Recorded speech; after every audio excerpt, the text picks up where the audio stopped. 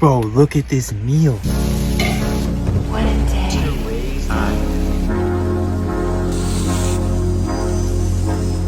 You look lonely. I can fix that.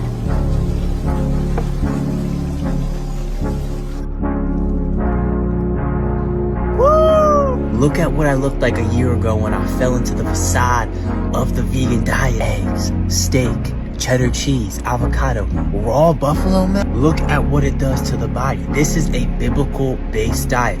Whole foods that God has designed us to eat. We can see it in Leviticus chapter 11. This, along with getting your mind right in the words of the Most High, being out in his nature, being around the like-minded brothers who are going to build you up. This is what it's all about, man. You will thrive. You will feel that energy at a high level that you've always been waiting for and missing out. There are so many things that you don't realize that are destroying your life. And if you want to know